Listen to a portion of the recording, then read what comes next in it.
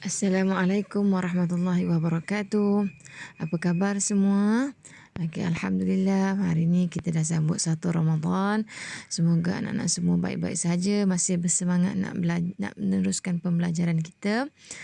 Okay, tak apa, boleh tengok video pelan-pelan, ambil masa untuk buat homework yang Muallimah bagi. Nanti kalau tak sempat siap hari ini, boleh buat hari Sabtu ataupun Ahad. Okay. Okay, kita sambung tajuk hari ini iaitu kegigian haiwan. Hari Selasa lepas kita dah buat tabiat pemakanan, mana kita bahagikan, kita kelaskan haiwan mengikut kumpulan makanannya, mengikut tabiat pemakanan dia. Sama ada makan haiwan, makan tumbuhan sahaja iaitu herbivore, ataupun makan haiwan lain sahaja karnivor, ataupun makan haiwan dan tumbuh-tumbuhan iaitu kumpulan haiwan omnivore. Okey, hari ini kita nak tengok pula jenis-jenis gigi bagi setiap kumpulan haiwan yang kita dah belajar. Okey, masih ingat lagi kita dah belajar tentang gigi, jenis-jenis gigi. Manusia ada 3 jenis gigi kan? Gigi kacip, gigi taring dan gigi geraham. Okey, ingat lagi tak fungsi-fungsi gigi? Cuba sebut balik yang Muallimah suruhnya sebutkan hari itu. Apa fungsi gigi? Sebenarnya sama je dengan haiwan. Gigi kacip untuk apa? Gigi kacip dia dekat depan kan, di bahagian depan. Biasanya kita mula nak makan tu, kita akan gunakan gigi kacip. Gigi kacip untuk memotong makanan. Okey, gigi kacip untuk memotong makanan. Potong sebab takkan kita nak masuk besar-besar tu kan. Okey, gigi taring pula untuk apa? Apa perlu gigi taring? Gigi taring ni yang dekat depan juga, tapi dia tengah kanan dan kiri dan tajam kan. Dia untuk mengoyak makanan ni. Kalau macam kita nak makan ayam, makan daging yang liat-liat sikit, yang keras tu, kita kena guna gigi taring untuk mengoyakkan makanan. Kemudian bila kita dah koyak, dah potong, seterusnya kita akan kunyah makanan kita tu menggunakan gigi geraham. Okey, gigi geraham ni fungsi dia untuk melumatkan makanan. Sebelum telan kena lumat dulu. Kalau tak nanti tercekik. Okey, sama juga macam haiwan.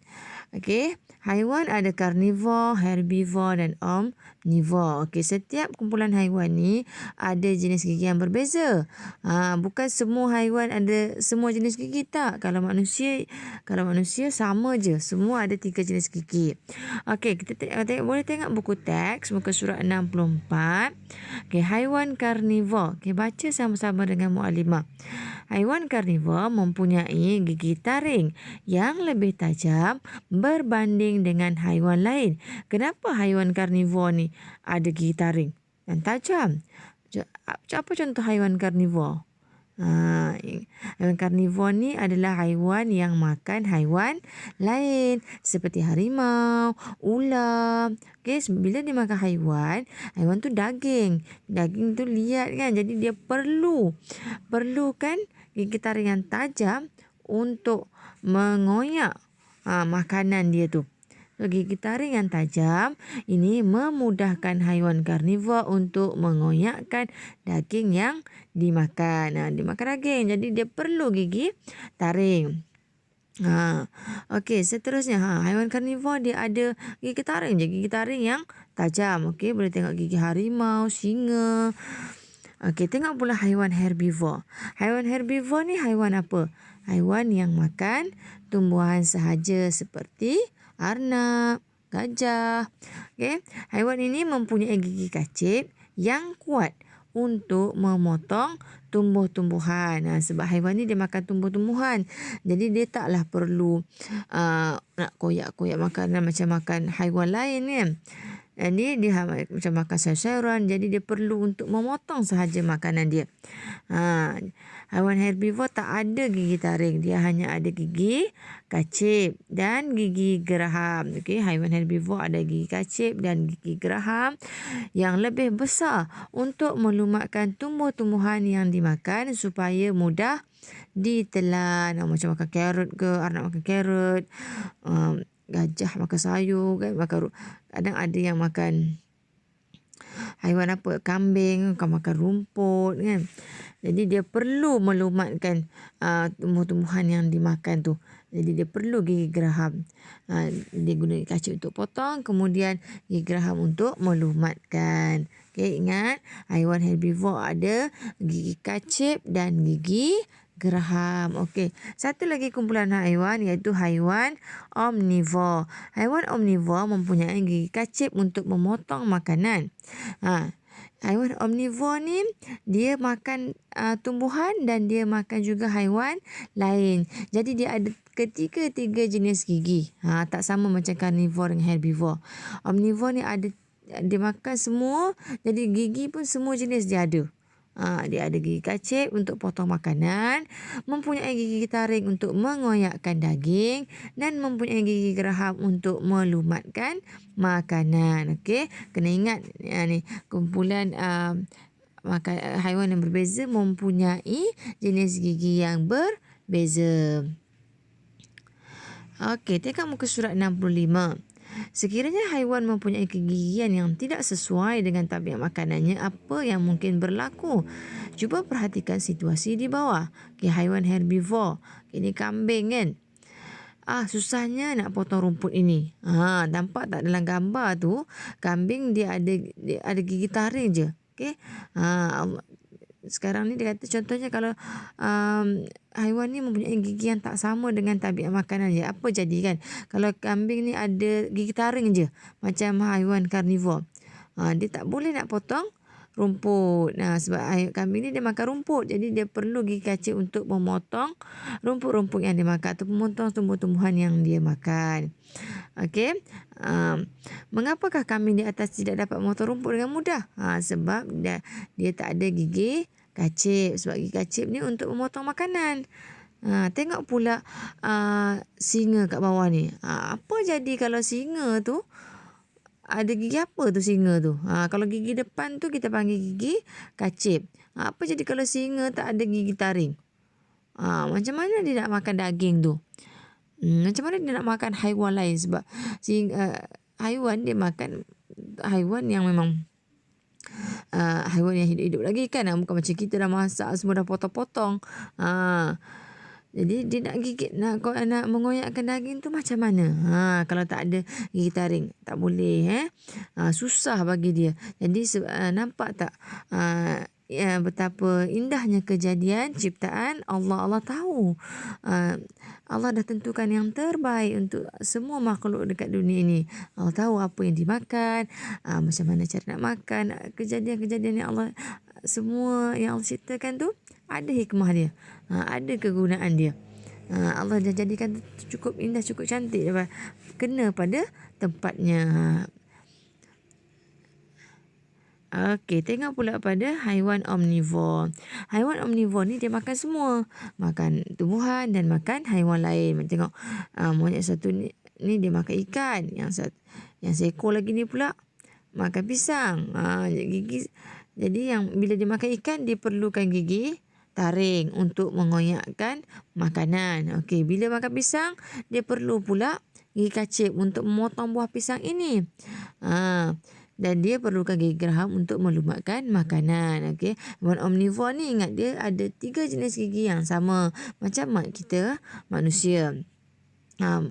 Orang hutan. Okey, mengapakah orang hutan di atas dapat makan ikan dengan mudah tetapi sukar untuk makan buah pisang? Kenapa? Sebab orang hutan, sebab kalau tengok dalam gambar ni, orang hutan ni ada gigi taring sahaja. Tak ada gigi kacip. Tengok tu kat tengah-tengah tu lubang tu. Okey, boleh nampak lubang kat tengah-tengah tu, tak ada gigi kacip. Dia tak ada gigi kacip, macam mana dia nak makan tumbuhan dan sayur-sayuran? Makan tumbuh-tumbuhan ni, sayur ke, buah-buahan ke, ya? Macam pisang, tak boleh nak potong makanan.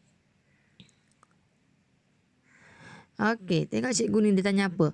Mengapakah kegigian haiwan herbivore, karnivor dan omnivore berbeza mengikut tabiat makanannya? Okey, apa jawapannya? Cuba fikir-fikirkan. Dia sebenarnya berkaitan dengan makanan dia. Okey, macam tadi Muallimah dah ada cerita sikit. Okey, tengok muka surat yang terakhir untuk hari ini, iaitu muka surat 44. Perubahan tabiat makanan haiwan. Okey, perubahan tabiat makanan haiwan. Ini contoh beruang. Beruang secara semula jadi ialah haiwan omnivor, iaitu memakan tumbuh-tumbuhan dan haiwan lain. Secara semula jadinya sebenarnya haiwan ni omnivor. Dia makan tumbuhan dan dia makan haiwan. Tengok kalau gambar ni makan apa tu? Yang sebelah kiri ni. Macam makan ikan kan? Yang sebelah kanan ni macam makan buah. Cuba tengok. Dia makan apa? Nampak macam makan buah. Okey, cuba baca kat bawah ni. Namun, beruang kutub telah mengalami perubahan tabiat makanannya. Beruang kutub dikelaskan sebagai haiwan karnivor kerana hanya makan haiwan lain. Okay, beruang kutub ni tahu kan kawasan dia duduk kat kawasan kutub yang ditutupi ais. Tak ada tumbuh-tumbuhan. Tak ada buah-buahan, tak ada sayuran yang dia boleh makan. Jadi beruang kutub hidup di kawasan kutub yang sejuk diliputi ais. Okey, beruang kutub ni duduk kat kawasan sejuk yang ada ais. Tiada tumbuh-tumbuhan yang boleh tumbuh di kawasan kutub. Tak ada. Oleh sebab itu beruang kutub hanya boleh makan haiwan lain. Jadi kalau ikut sebenarnya beruang ni dia omnivor, tapi sebab beruang kutub ni duduk dekat kawasan kutub yang tak ada tumbuh-tumbuhan, jadi dia jadi karnivor sebab haiwan macam kita juga perlukan makanan untuk hidup. Jadi dia haiwan perlukan makanan untuk hidup, kita pun perlukan makanan untuk hidup. Jadi kita makan apa yang ada. Macam beruang kutub ni kalau dia tak makan dia memang tak akan jumpa tumbuh-tumbuhan dan sayur-sayuran dekat kawasan kutub. Jadi dia makan haiwan sahaja. Dia makan haiwan lain sahaja. Jadi dia sama seperti haiwan karnivor lah dekat sana. Ni haiwan karnivor yang makan haiwan lain sahaja. Okay? Jadi dia sesuai dengan makanan dia sesuai dengan tempat dia lah. Kalau dia nak pilih makan tumbuh-tumbuhan memang tak ada. Jadi dia perlu makan haiwan lain saja untuk hidup. Okey, apa lagi contoh haiwan lain yang macam beruang kutub? Cuba cari contoh lain yang mengalami perubahan tabiat makanan semula jadi. Macam haiwan kutub ni sebenarnya omnivor, tapi dia jadi karnivor sebab kawasan dia tak ada tumbuh-tumbuhan. Okey. Cuba cari satu contoh haiwan lain yang macam beruang kutub. Okey. Itu sahaja untuk hari ini.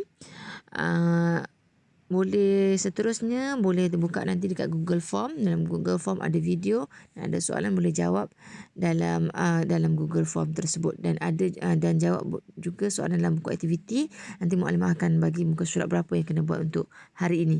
Itu sahaja. Selamat berpuasa. Assalamualaikum warahmatullahi wabarakatuh.